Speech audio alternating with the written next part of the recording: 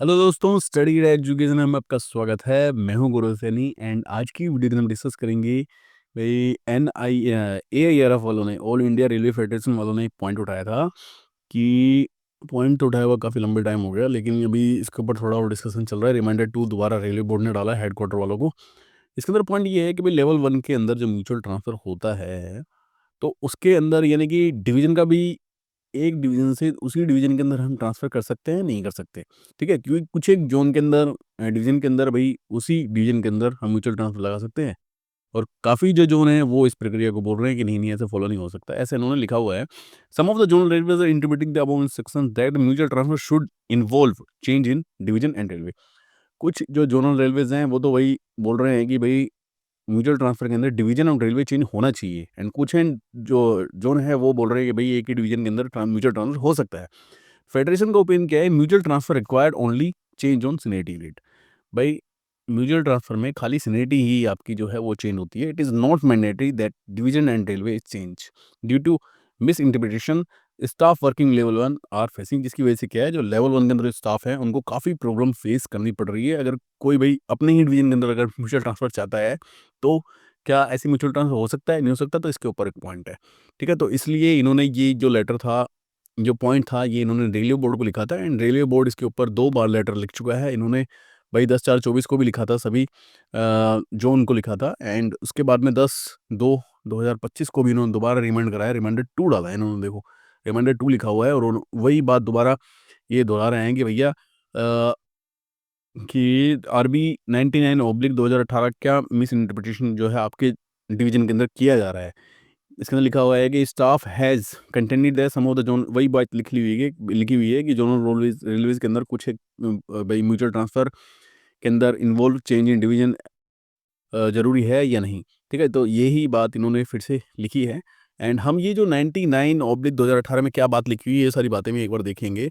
इससे ऊपर देखो जैसे ये जयपुर हेडक्वार्टर का मैंने लेटर देखा था, तो इन्होंने सभी अपने डिवीज़न को बोला है कि भई आपके आपके डिवीज़न के अंदर क्या प्रक्रिया अपनाई जा रही है, कृपया करके इसका जवाब दो, ताकि रेलवे बोर्ड को जवाब दिया जा सके और रेलवे बोर्ड फिर जो यूनियन वाले हों उनको लिखे एंड एक लेटर एक निकालेंगे फिर इसके बाद में कि भई क्या प्रक्रिया जो है वो फ़ॉलो होनी चाहिए। अब हम देखते हैं, देखो 99/2018 वाला जो लेटर है इसको देख लेते हैं।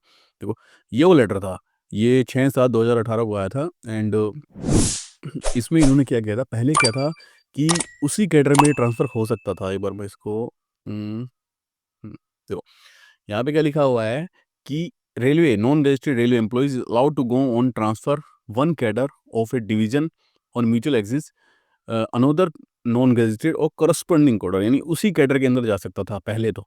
पहले ये बात लिखी हुई थी, फिर एआरएफ वालों ने, उन्होंने सबने यूनियन वालों ने डिमांड उठाई, तो जाके देखो एआरएफ और एनएफआईआर ने डिमांड उठाई थी, रिक्वेस्ट की थी कि भई करस्पॉन्डिंग कैडर वाला जो पॉइंट है वो हटा दो आप, है ना? उसको रिव्यू करना चाहिए आपको। तो फिर उसके बाद में लेटर निकला था, इसके अंदर लिखा हुआ था कि ग्रुप डी लेवल 1 जो 18,000 वर्किंग है, to any department cadre of a division office and railway में allow to go on mutual exchange, तो म्यूचुअल ट्रांसफ़र ले सकता है दूसरे एम्प्लॉय के साथ, दूसरे किसी भी एम्प्लॉय के साथ लेवल 1 में 1800 and belonging to any department any cadre of another division. तो अब इसके अंदर ये बात लिखी हुई है, तो इसमें अब इंटरप्रिटेशन यानी अब इसका क्या, यानी कुछ डिवीजन वाले इसको बोल रहे हैं कि भाई उसी डिवीजन के अंदर होता है म्यूचुअल ट्रांसफ़र, तो उसके अंदर म्यूचुअल ट्रांसफ़र के अंदर डिवीजन की चेंज होना चाहिए। बाकी मुझे ऐसा लगता है कि अगर म्यूचुअल ट्रांसफ़र हो रहा है, सेम डिवीजन के अंदर भी अलाउ करना चाहिए म्यूचुअल ट्रांसफ़र तो, है ना? ये होना चाहिए। बाकी अब देखते हैं कि ये सभी जो अलग-अलग जो हेडक्वार्टर्स हैं, उनका क्या रिप्लाई वो भेजते हैं रेल बोर्ड को, फिर रेल बोर्ड का क्या यानी डिसीजन आता है इसके ऊपर में। एंड इसके अंदर फिर ये बात भी रहती है कि भई जो मेडिकल स्टैंडर्ड है वो देखना पड़ता है। अगर सपोज़ पॉइंट्समैन है, वो गैंगमैन के साथ में भई जो है वो ट्रांसफ़र ले सकता है, ट्रकमैन के साथ में म्यूचुअल ट्रांसफ़र ले सकता है, लेकिन जो मेडिकल स्टैंडर्ड्स हैं, जैसे वो मीट होनी चाहिए। जैसे मेडिकल स्टैंडर्ड पॉइंट्समैन के लिए मैं A2 है आई थिंक, तो ये मेडिकल स्टैंडर्ड है, उसके लिए वो मीट होना चाहिए, ठीक? तो म्यूचुअल ट्रांसफ़र आपका हो सकता है। और इसमें ये बात भी लिखी हुई थी कि जब ट्रांसफ़र होता है तो जो ट्रेनिंग है putting training period will be counted as a duty, उसको ड्यूटी काउंट किया जाएगा। This instruction intend only level 1 के लिए है, ये किसी और दूसरी पोस्ट के लिए ये नहीं है, ठीक? तो ये बात इसके अंदर लिखी हुई थी। Existing provision in the respect of all non-gazetted railway working in the level 2 and above shall remain altered। ठीक है, जो लेवल 2 के लिए जो प्रोविज़न थे वो सब रहेंगे ही। तो ये जो पॉइंट है आप इसको देखते हैं, बाकी आप कमेंट में ज़रूर बताएँ।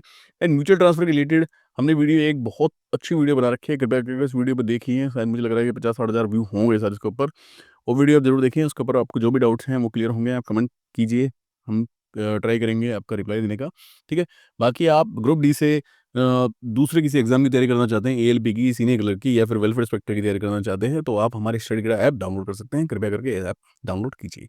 Please like, share and subscribe our channel study गड़ा। थैंक यू दोस्तों। Bye bye.